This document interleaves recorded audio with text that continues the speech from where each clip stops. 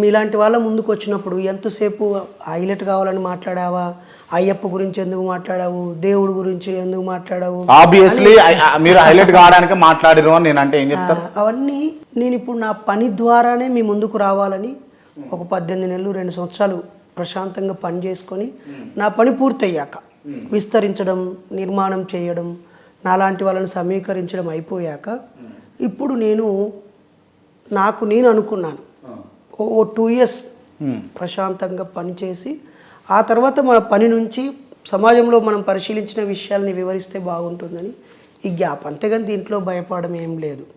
ఒకవేళ భయము అని అంటే నన్ను తప్పుగా అర్థం చేసుకున్న వాళ్ళ నుంచి నాకు ప్రమాదం ఉంటుంది, నన్నుగా అర్థం చేసుకున్న వాళ్ళ నుంచి ఆదరణ ఉంటుంది.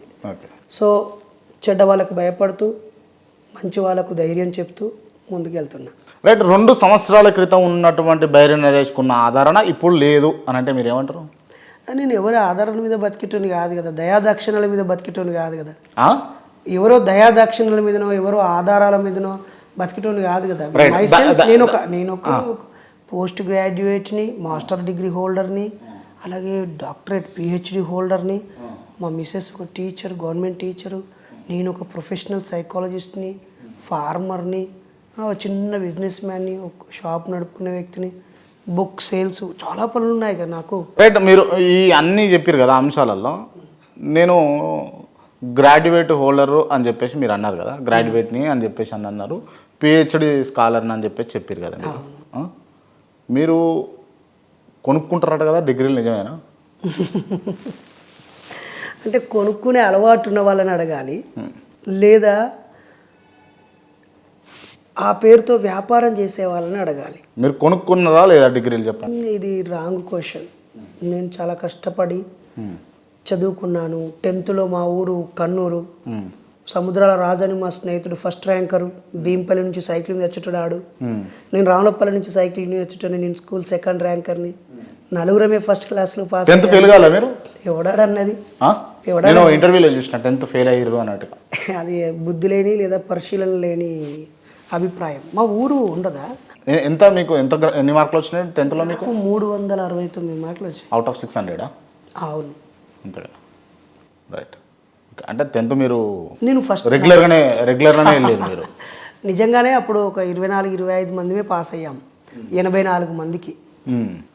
నేను స్కూల్ 2nd ర్యాంకర్ని. ఎప్పుడు ఫెయిల్ అవ్వలేదా మీ జీవితంలో? అంటే పరీక్షలు అంటే అర్థం పరీక్షలలో ఇంటర్ నేను మ్యాథ్స్ బి ఫెయిల్ అయ్యాను. అందుకే ఇంటర్ తీసుకోకుండా డిగ్రీలో బీఎస్సీ మ్యాథ్స్ తీసుకోకుండా బీఏకి మారాను. నేను గోల్డ్ మెడల్ పొందాను కాకతీయ యూనివర్సిటీలో. బిఏ మా కాలేజీ జమ్ముకుంట డిగ్రీ కాలేజీ. మా మల్లికార్జున్ సార్ ఎక్కడున్నాడో, మా సారు డింగరి ఉపేంద్రాచారి సారు, కీర్తిశేషులు రవీందర్ సారు, కుమార్ సారు. నేను best student in my college.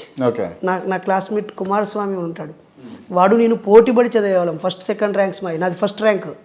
నేను అది అయిపోయాక యూనివర్సిటీ క్యాంపస్ సీటు కొట్టాను. అతను కూడా పిహెచ్డి, మా మిత్రుడు అశోక్ ఉంటాడు జూపాక నుంచి, అతను కాకతీయ యూనివర్సిటీ పిహెచ్డి, నాగారాజు ఉంటాడు ఆడు కాకతీయ యూనివర్సిటీ పిహెచ్డి, కుమారు నేను ఇద్దరం ఉస్మానియా యూనివర్సిటీ పిహెచ్డి. ఓకేనా?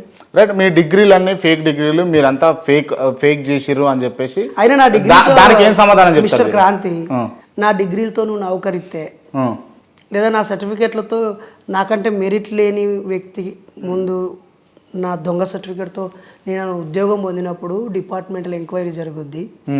అప్పుడు అరే దొంగ సర్టిఫికేట్తో వీడు ఉద్యోగం పొందినరా అనుకున్నప్పుడు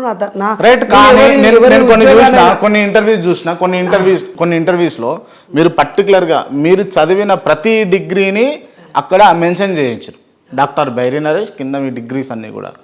మరి అది పెట్టుకోవాలంటే మీరు ఖచ్చితంగా తప్పు చేసినట్టే కదా. నీ ఛానల్లో కూడా బైరి నరేష్ అని నా పేరు రాసి, నీకు అభ్యంతరం లేకపోతే నా 10 డిగ్రీలు రాయండి.